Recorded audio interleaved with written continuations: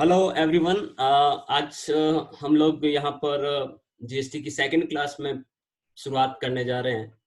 और सबसे पहले अपन बात करते हैं कॉन्स्टिट्यूशनल अमेंडमेंट्स की। कॉन्स्टिट्यूशनल अमेंडमेंट्स की अगर अपन बात करें तो सबसे पहले आपको ये समझना होगा कि क्या होते हैं कॉन्स्टिट्यूशनल अमेंडमेंट। भारत का जो संविधान है, डॉक्टर भीमराव अंबेडकर जी ने भारत के संविधान को बनाया। हम 26 जनवरी जो सेलिब्रेट करते हैं गणतंत्र दिवस, उस दिन हमारे भारत में संविधान लागू हुआ था। तो जो संविधान बनाया गया उसमें काफी सारे रूल्स रेगुलेशंस अब बनाए गए, काफी सारे नियम बनाए गए और समय समय पर संविधान के उन नियमों को बदलना भी पड़ा, उनमें चेंजेस भी करने पड़े। जीएसटी को लाना था तो हमारे ऑब्वियस सी बात है कि हमें कॉन्स्टिट्यूशनल अमेंडमेंट्स करने पड़े। तो जो 3 महत्वपूर्ण आर्टिकल है जीएसटी से रिलेटेड, उन पर थोड़ा सा मैं आप सभी को बताता हूँ। सबसे पहला आर्टिकल जो है हमारे इंडिया के कॉन्स्टिट्यूशनल अमेंडमेंट्स रिगार्डिंग जीएसटी का, वो है article 366(12)A। Okay, article 366(12)A क्या कहता है? 12A क्या कहता है कि जीएसटी यानी ऐसा टैक्स जो कि सप्लाई पर लेवी किया जाएगा, गुड्स या सर्विसेज या दोनों की। ओके, और अल्कोहलिक लिकर को अगर अपन छोड़ दें, क्योंकि अल्कोहलिक लिकर के ऊपर जीएसटी की एप्लीकेबिलिटी कभी नहीं होगी। अल्कोहलिक लिकर यानी आप जिसे शराब कहते हैं, ह्यूमन कंजम्पशन के लिए जो यूज की जाती है, उस पर जीएसटी नहीं लगेगा, कभी नहीं लगेगा। उस पर वेट ही लगेगा, लेकिन वेट एंड एक्साइज लगेगा, जीएसटी की एप्लीकेबिलिटी उस पर नहीं होगी। अदरवाइज जितने भी प्रोडक्ट्स हैं बाकी के और सर्विसेज हैं, उनके ऊपर जीएसटी की एप्लीकेबिलिटी होगी अगर आप उनकी सप्लाई करते हैं तो। आर्टिकल 366(12)A ये कहता है कि जीएसटी एक ऐसा टैक्स है जो गुड्स या सर्विसेज की सप्लाई पर एप्लीकेबल होगा। सेकंड जो आर्टिकल है 246A, उसमें हमारे पार्लियामेंट को और स्टेट लेजिस्लेटर यानी जो भारत का जो सेंट्रल गवर्नमेंट है और जो स्टेट गवर्नमेंट्स हैं, उनको ये पावर दिया गया है कि वो जीएसटी लगा सके। ठीक है, तो कॉन्करेंट पावर दिए हैं दोनों गवर्नमेंट को, पार्लियामेंट एंड स्टेट लेजिस्लेटर को, कि वो जीएसटी से रिगार्डिंग लॉ बनाए और जीएसटी लेवी कर सकें। ठीक है, तो आर्टिकल 246A क्या कहता है कि दोनों पार्लियामेंट एंड स्टेट लेजिस्लेटर को पावर देता है लॉ बनाने से, जीएसटी रिगार्डिंग लॉ क्रिएट करने और बनाने के लिए। ओके, और तीसरी जो आर्टिकल है वो 269A, जो पार्लियामेंट को ये पावर देता है कि वो इंटर स्टेट ट्रेड और इंट्रा स्टेट ट्रेड पर जीएसटी की एप्लीकेबिलिटी करे। और 269A ये कहता है कि इंटर स्टेट ट्रेड के ऊपर आईजीएसटी यानी इंटीग्रेटेड टैक्स लगाया जाए। ठीक है, अगर कोई भी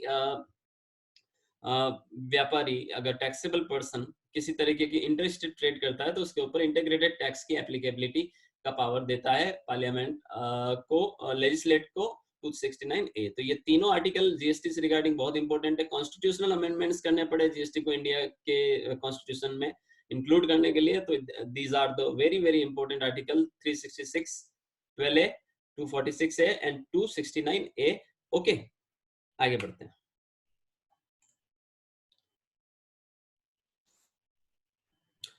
okay, these are some benefits कि जीएसटी क्यों बेनिफिशियल हैं। देखिए, जीएसटी की अगर अपन बात करें तो जब जीएसटी इंडिया में इंट्रोड्यूस किया, इवन अभी तक लोगों के माइंड में ये माइंडसेट क्रिएट किया गया कि जीएसटी ने हमारे बिजनेस को र्यून कर दिया, यानी बर्बाद कर दिया।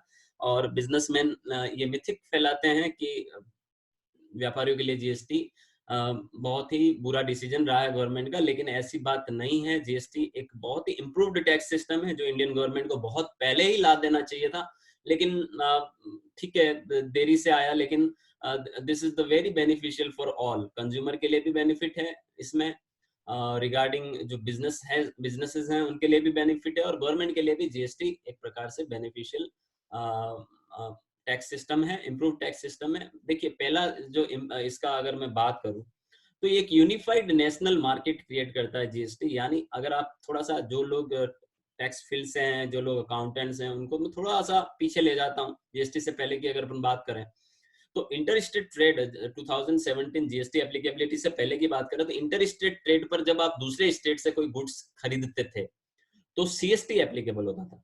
ओके, और माना कि अगर कोई राजस्थान का व्यापारी पंजाब से कोई गुड्स खरीदा है उसने, तो सीएसटी लगता था। सीएसटी की इनपुट नहीं मिलती थी इंटर स्टेट ट्रेड पर, यानी जो इनपुट सीएसटी है उसका आपको क्रेडिट नहीं मिलता था, आईटीसी नहीं मिलता था, तो ऐसे में वो सीएसटी जो है गुड्स की प्राइस में इंक्लूड किया जाता था, तो ऐसे में गुड्स की प्राइस हाइक हो जाता था, तो व्यापारियों के लिए भी दिक्कत है और कंज्यूमर के लिए भी दिक्कत होता था। तो free flow of credit possible नहीं था वेट या सीएसटी के अंदर, वेट में था, सीएसटी में नहीं था। लेकिन जीएसटी में अब फ्री फ्लो ऑफ क्रेडिट है, यानी इट मीन्स ये है कि आप भले राजस्थान से खरीदो, भले आउट ऑफ राजस्थान से खरीदो, भले अपने स्टेट से खरीदो, भले इंपोर्ट पर आपने आईजीएसटी चुकाया है, आपको फ्री फ्लो ऑफ क्रेडिट मिल जाता है। तो ऐसे में क्या हो, एक यूनिफॉर्म नेशनल मार्केट हो गया, हमें सोचना नहीं पड़ेगा कि हमें कोई भी प्रोडक्ट कहाँ से खरीदना है, हमारे स्टेट से खरीदना है या दूसरे स्टेट से मंगवाना है, क्योंकि जो टैक्स हम पे करने वाले, चाहे हमने हमारे स्टेट से खरीदा और टैक्स पे कर रहे हैं, चाहे हम दूसरे स्टेट से खरीद के ला रहे हैं और टैक्स पे कर रहे हैं, उसकी तो हमें क्रेडिट मिल ही जानी है। तो ऐसे में एक यूनिफॉर्म मार्केट हो गया। दूसरी बात है कि रेट वाइज भी अगर अपन बात करें तो एक यूनिफॉर्म रेट्स आपको मिलेगी, कि ऐसा नहीं है कि किसी स्टेट में किसी प्रोडक्ट पर अलग रेट है, किसी स्टेट में किसी प्रोडक्ट पर अलग रेट है, या टैक्स की रेट्स अलग है, ऐसा नहीं है। पहले वेट में ऐसा होता था कि राजस्थान में कोई प्रोडक्ट पर 12% वेट लग रहा है या 14.5% वेट लग रहा है, तो वो यूपी में उस पर 5% लग रहा है। तो एक ऐसा जीएसटी में बिल्कुल नहीं है। जीएसटी जो लो एप्लीकेबल होता है, जीएसटी के जो एक्ट्स एप्लीकेबल होते हैं, जो रेट्स एप्लीकेबल होते हैं, वो पूरे इंडिया पर एप्लीकेबल होते हैं, including all states and union territory. Okay, तो सभी जगह आपको रेट सेम मिलेगा, सभी जगह टैक्स की रेट सेम मिलेगा, डिफरेंट नहीं होगी। हाँ ठीक है, किसी स्टेट ने अगर कोई कॉम्पनसेशन सेस लगा रखा है तो हो सकता है वहां पर आपको जीएसटी के साथ सेस नजर आए, अदरवाइज रेट में कोई वेरिएशन नहीं होगा। और एक यूनिफाइड नेशनल मार्केट है, आप कहीं से भी प्रोडक्ट्स खरीद सकते हैं और कहीं पर भी बेच सकते हैं। तो ये सबसे बड़ा बेनिफिट है जीएसटी का, कि इसने एक कॉमन मार्केट बना दिया है, वन नेशन यानी वन मार्केट। ओके, तो आप ऐसा अब आपको नहीं फील होगा कि आप अगर कोई ट्रेड या बिजनेस कर रहे हैं तो आपको कभी ऐसा फील नहीं होने वाला है कि यार मैं अपने स्टेट से खरीदूं या दूसरे स्टेट से खरीदूं। वो डिसीजन लेने में आपको कहीं परेशानी नहीं होने वाली, क्योंकि सभी कहीं से भी खरीदो आपको एक ही टैक्स रेट्स देना है। ओके, अब देखिए दूसरा जो बेनिफिट है जीएसटी का, वो है mitigation cascading effect of taxes. It means क्या है, अगर अपन बात करें जीएसटी से पहले बहुत सारे टैक्सेस लेवी किए जाते थे। प्रोडक्शन पर एक्साइज ड्यूटी लगता था, फिर वो जब प्रोडक्ट सेल करते थे तो सेल टैक्स लगता था। तो ऐसे में बहुत सारे टैक्सेस ऐसे थे जिनकी आपको क्रेडिट नहीं मिलती थी। जैसे अभी मैंने सीएसटी का एग्जांपल दिया आपको, तो सीएसटी की आपको क्रेडिट नहीं मिलती थी, तो ऐसे में सीएसटी उस गुड्स की प्राइस में जाके जुड़ जाता था। और जब उसके ऊपर दोबारा कोई ट्रांजेक्शन होने पर टैक्स लगता था, तो वो टैक्स के ऊपर भी टैक्स लगता था, यानी जो कंटेंट जुड़ा हुआ टैक्स का।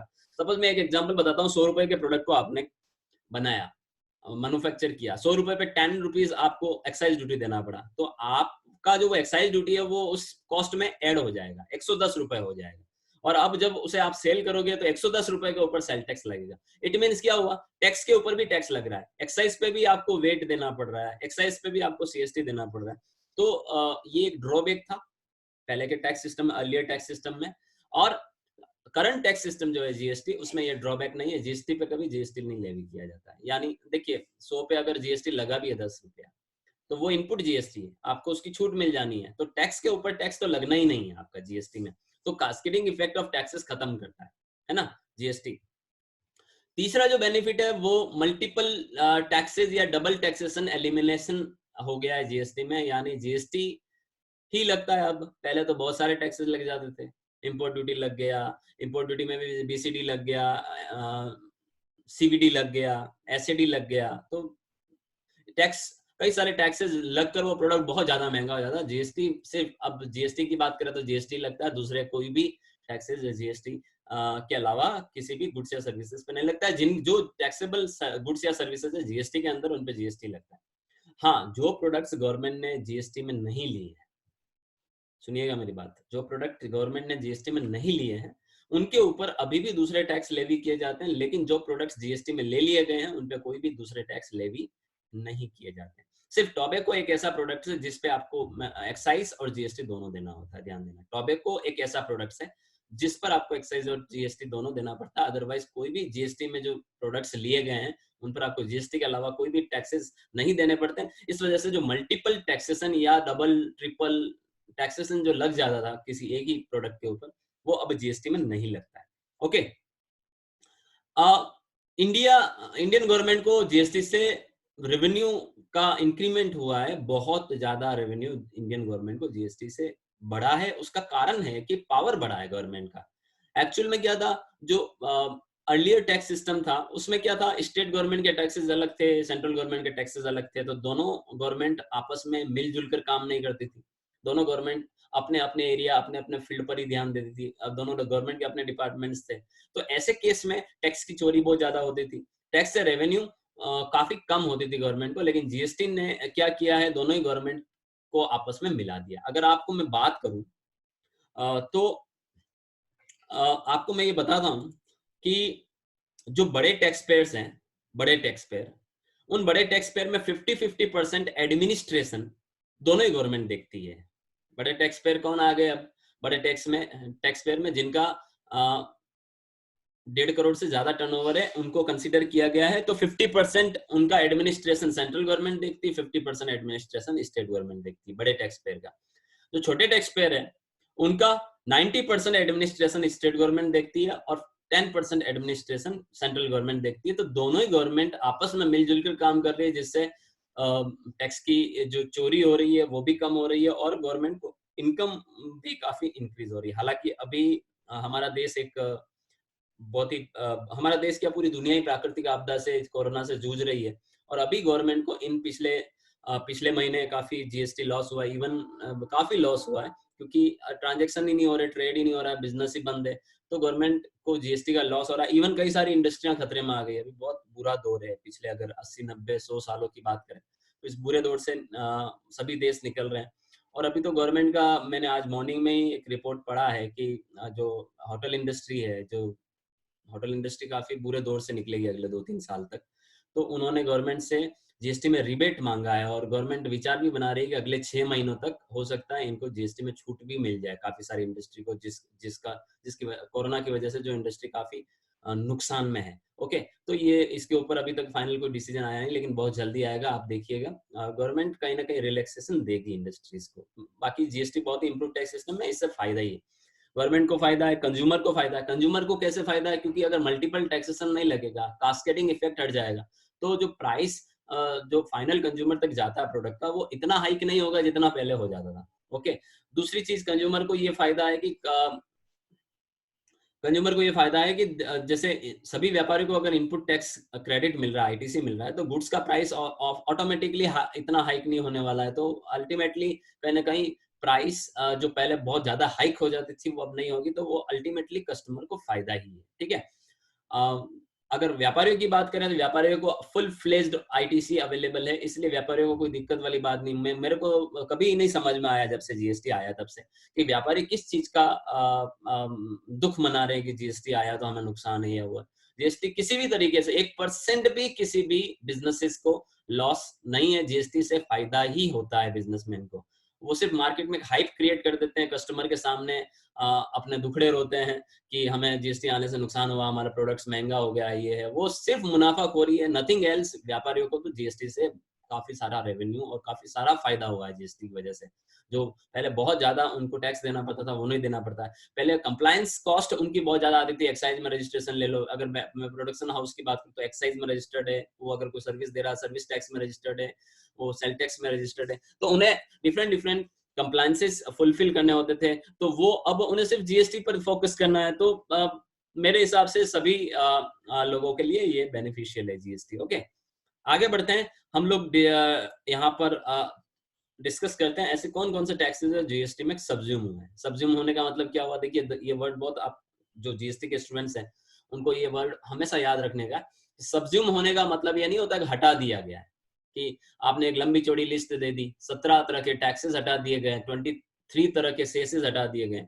जीएसटी में आपसे कोई भी पूछे कि कितनी तरह के टैक्सेस खत्म करके जीएसटी को लाया गया, तो आपको ये बताना है कि 17 टैक्सेस प्रॉपर टैक्सेस एंड 23 सेसेस को सब्ज्यूम किया गया है जीएसटी के अंदर। सब्ज्यूम करने का मतलब ये नहीं कि हटा ही दिया गया है, हटाने का मतलब है कि उनको रिप्लेस किया है जीएसटी ने। ऐसा नहीं है कि किसी चीज के ऊपर एक्साइज लगता था तो अब उस पर कुछ नहीं लगता, अब जीएसटी लगता है। तो आपको ऐसा नहीं है कि गवर्नमेंट ने कोई नुकसान खाया है, गवर्नमेंट ने सिर्फ जो अलग अलग नाम से जो टैक्स वसूली होती थी उस नाम को जीएसटी नाम दे दिया, goods and services tax. Okay, subsume करने का मतलब ये होता है कि इनको रिप्लेस किया गया है, जीएसटी ने इन्हें रिप्लेस किया है। ओके, अब देखिए ये जो टैक्सेस थे अब जीएसटी कैसा कौन सा टैक्स है? जीएसटी एक इंटीग्रेटेड टैक्स है जो दोनों ही गवर्नमेंट को बेनिफिट देता है, दोनों गवर्नमेंट, सेंट्रल और स्टेट गवर्नमेंट को। अब देखिए जीएसटी लाने में कई सारे सेंट्रल टैक्सेस खत्म किए गए और कई सारे स्टेट टैक्सेस खत्म किए गए। ओके, अगर सेंट्रल टैक्सेस की बात करूं मैं, तो सेंट्रल एक्साइज ड्यूटी खत्म कर दिया। सेंट्रल एक्साइज ड्यूटी किस पे लगता था? प्रोडक्शन ऑफ एक्साइजेबल गुड्स, जो भी गुड्स जिन पे एक्साइज लग सकता था उनके प्रोडक्शन के ऊपर, एक्साइज के टैरिफ में जो गुड्स आते थे उनके प्रोडक्शन पर एक्साइज ड्यूटी लगता था। ठीक है, तो वो हटा दिया गया। एडिशनल ड्यूटी ऑफ एक्साइज हटा दिया गया। ये कुछ इंपोर्टेंट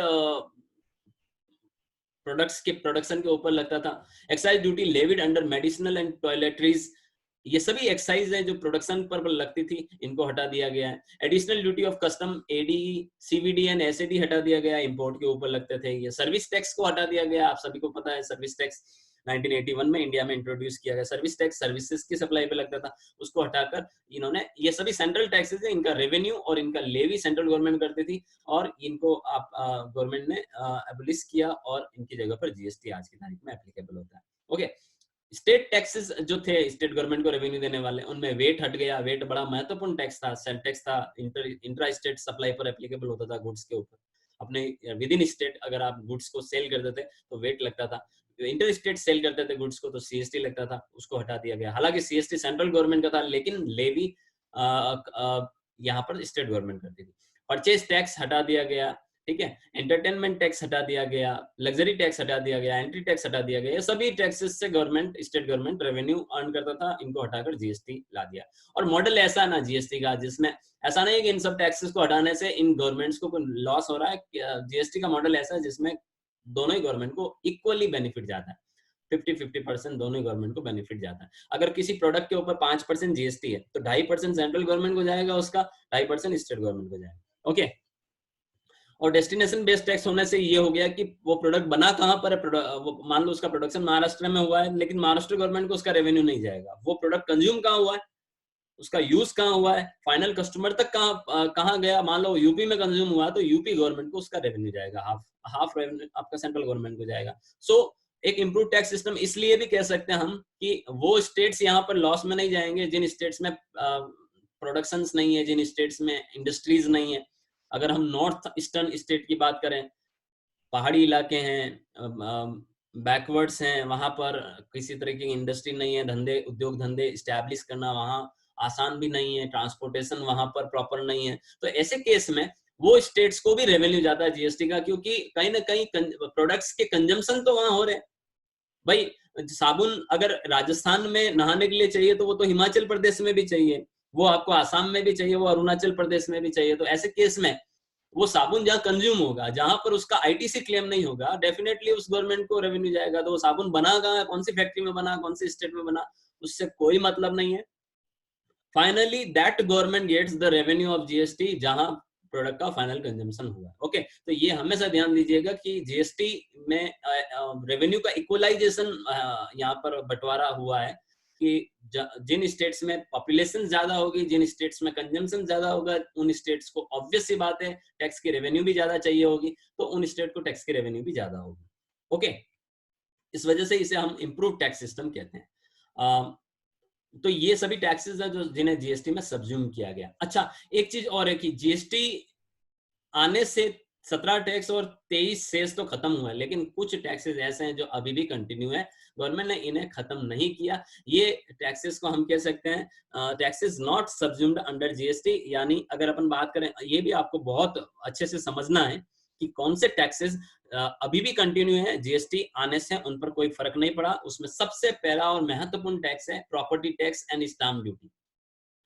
अब सभी को पता है, आप में से बहुत सारे लोगों को पता भी होगा कि अगर आप कोई प्लॉट, कोई मकान, कोई फ्लैट, कोई जमीन खरीदते हैं तो आपको अपने नाम से रजिस्ट्री करानी होती है, और जब आप रजिस्ट्री ऑफिस में जाते हैं तो आपको स्टाम्प ड्यूटी चुकानी होती है, तो उसे ही हम प्रॉपर्टी टैक्स कहते हैं। स्टाम्प ड्यूटी जो हम चुका रहे हैं वो स्टेट गवर्नमेंट को रेवेन्यू जाता है और उसे जीएसटी में शामिल नहीं किया गया है, क्योंकि अगर जीएसटी में लाते हैं, आप समझिए ये जितनी भी चीजें मैं डिस्कस कर रहा हूं, अगर ये जीएसटी में आती तो ये स्टेट को अपनी रेवेन्यू सेंट्रल के साथ शेयर करनी पड़ती।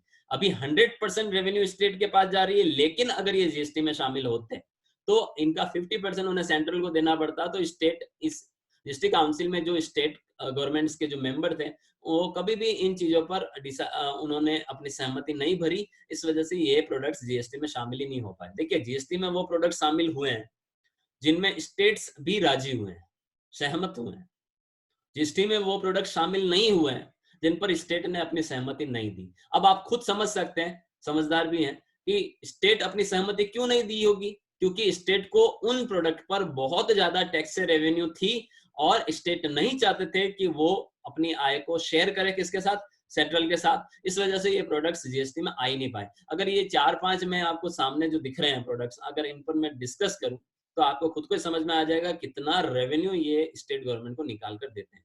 स्टाम्प ड्यूटी, प्रॉपर्टी की अगर अपन बात करें तो प्रॉपर्टी के ऊपर जो स्टाम्प ड्यूटी लगती है 6 से 7% स्टाम्प ड्यूटी लगती है, डिपेंड करता है वो कि आप मेल या फीमेल के नाम से रजिस्ट्री करा रहे हैं। तो ऑलमोस्ट 100 रुपए के ऊपर 7 रुपए गवर्नमेंट टैक्स लेती है, समझ रहे हो। अब आप सोचिए कि अगर आपने कोई 50 लाख रुपए का मकान खरीदा है तो ऑलमोस्ट उसके ऊपर 3-3.5 लाख रुपए का स्टाम्प ड्यूटी का रेवेन्यू जाता है। तो 50 लाख का मकान आप खरीद रहे हो, रजिस्ट्री करा रहे हो, 3-3.5 लाख रुपए आपको गवर्नमेंट को टैक्स का देना है। अब आप सोचिए कि गवर्नमेंट क्यों छोड़ेगी, और खरीदना बेचना मकानों का तो लगता चलता रहता है, को प्लॉट्स खरीदना बेचना आज की तारीख में चलता रहता है, एक ट्रेंड सा हो गया प्रॉपर्टी में इन्वेस्टमेंट करना। तो ऐसे केस में आप खुद समझ सकते हैं कि स्टेट गवर्नमेंट कभी नहीं चाहती कि इतनी बड़ी रेवेन्यू वो किसके साथ शेयर करे, सेंट्रल गवर्नमेंट के साथ करे। इस वजह से स्टाम्प ड्यूटी अभी भी कंटिन्यू है।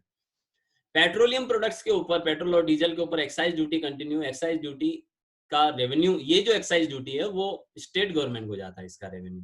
तो स्टेट गवर्नमेंट को अब पेट्रोल और डीजल आप खुद समझ सकते हैं कि कितना नेसेसिटी है आज की तारीख में, बिना गाड़ी के तो कोई बाहर निकलता ही नहीं है।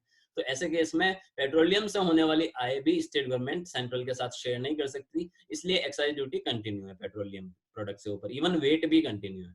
इलेक्ट्रिसिटी ड्यूटी का भी रेवेन्यू स्टेट गवर्नमेंट को जाता है, वो भी स्टेट गवर्नमेंट नहीं शेयर करना चाहती थी। एल्कोहल के ऊपर एक्साइज ड्यूटी और वेट स्टेट गवर्नमेंट को रेवेन्यू जाता है, ये भी स्टेट गवर्नमेंट नहीं शेयर करना चाहती सेंट्रल गवर्नमेंट के साथ, इसलिए कंटिन्यू है। एक्साइज ड्यूटी एंड वेट दोनों ही प्रोडक्ट के ऊपर एप्लीकेबल है। हालांकि ये जितने जितने भी बाकी के प्रोडक्ट्स है, अगर मैं बात करूं एल्कोहल को छोड़कर, तो इनके ऊपर भविष्य में जीएसटी काउंसिल में अगर रिजोल्यूशन पास होता है तो ये प्रोडक्ट्स पर जीएसटी लगाया जा सकता है, लेकिन एल्कोहल पे कभी जीएसटी नहीं लग सकता। ओके। और कस्टम ड्यूटी, जो बेसिक कस्टम ड्यूटी है इंपोर्ट के ऊपर, जिसका गवर्नमेंट, सेंट्रल गवर्नमेंट को रेवेन्यू जाता है। अगर आप कोई गुड्स के इंपोर्ट करते हैं तो बेसिक कस्टम ड्यूटी लगता है, ध्यान देना। सर्विस के इंपोर्ट पे नहीं लगता है, गुड्स के इंपोर्ट पर बीसीडी लगता है, basic custom duty. Central government को इसका रेवेन्यू जाता है और ये भी कंटिन्यू है।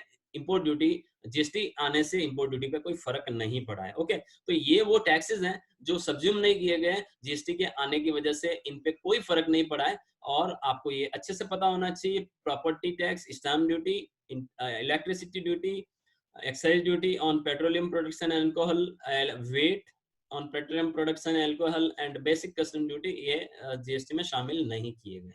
ओके, तो ये वो टैक्सेस है जो जीएसटी में शामिल नहीं किए गए। फाइन।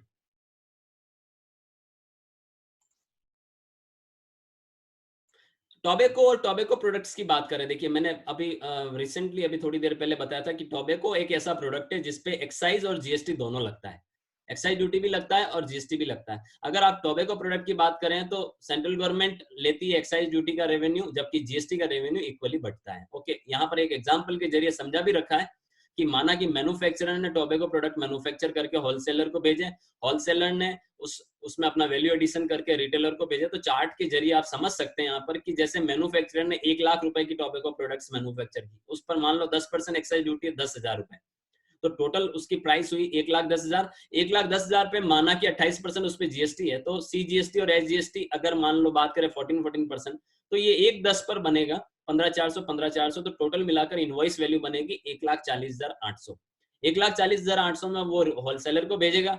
होलसेलर उसको मान लो 1,40,800 में जो चीज आई उसको 2 लाख रुपए में बेचना चाह रहा है, तो होलसेलर तो प्रोडक्शन कर नहीं रहा, एक्साइज तो लगना नहीं है। तो ऐसे में आप देख सकते हैं इस एक्साइज पे ये टैक्स बना है, तो ये कास्केडिंग इफेक्ट आपको दिख रहा है। यहाँ पर टैक्स के ऊपर टैक्स लग गया, ठीक है। होलसेलर टैक्स नहीं लगा सकता एक्साइज ड्यूटी क्योंकि वो प्रोडक्शन नहीं कर रहा है, लेकिन जीएसटी तो लेवी करेगा। 2 लाख पे 18% 14% जीएसटी, 28,000, 2,56,000 रुपए में वो रिटेलर को भेजेगा। तो आपको ये समझने की बात है कि टोबैको प्रोडक्ट के प्रोडक्शन पर एक्साइज ड्यूटी लगता है और जीएसटी भी लगता है। तो टोबैको प्रोडक्ट ऐसा है जिस पर 2 तरह के टैक्स एप्लीकेबल होते हैं।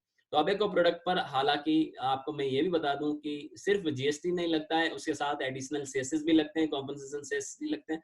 तो टोबैको प्रोडक्ट तो काफी ज्यादा गवर्नमेंट को रेवेन्यू अर्न करके देते हैं। टोबैको जीएसटी में इंक्लूड है, ओके। पेट्रोलियम इंक्लूड नहीं है, लीकर इंक्लूड नहीं है, लेकिन टोबैको को जीएसटी में इंक्लूड किया गया है। इवन टोबैको पर एक्साइज ड्यूटी प्रोडक्शन पर एप्लीकेबल होता है, जो कि गवर्नमेंट, सेंट्रल गवर्नमेंट को उसका रेवेन्यू अर्न होता है। ठीक है, आज के लिए इतना ही काफी है। मैं अब आपसे कुछ क्वेश्चन पूछना चाह रहा हूँ यहाँ पर, कि आज जो हमने पढ़ा है उससे रिगार्डिंग अगर आपको कुछ पूछना है तो आप डेफिनेटली पूछ सकते हैं। यहाँ पर मैं आपका जो स्पीकर है उसे अनम्यूट कर रहा हूँ। If you have any question आप पूछ सकते हैं आज की क्लास के रिगार्डिंग। कुछ पूछना है आप लोगों को? आज हमने देखिए 4 चीजें पढ़ी है। जो इम्पोर्टेंट आर्टिकल्स हैं हमारे कॉन्स्टिट्यूशनल अमेंडमेंट्स के, उसको हमने डिस्कस किया यहाँ पर। दूसरी चीज हमने जो पढ़ा वो पढ़ा कौन से प्रोडक्ट्स जीएसटी सॉरी कौन से ऐसे टैक्सेस जीएसटी में सब्ज्यूम किए गए और कौन से ऐसे टैक्सेस जीएसटी में सब्ज्यूम नहीं किए गए। ठीक है, तो आप थोड़ा सा अगर कुछ पूछना है आपको तो आप पूछ सकते हैं। कल हम लोग इनकम टैक्स पर बात करेंगे, कल और परसों, है ना, income tax.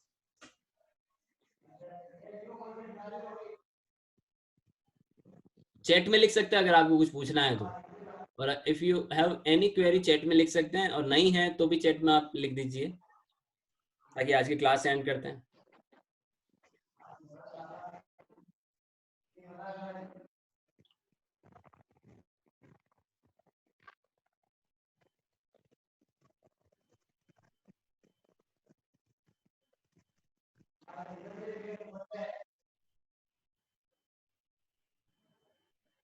Okay, no problem, आपको समझ में आ गया I think. Thank you so much, कल मिलते हैं इनकम टैक्स में। ठीक है।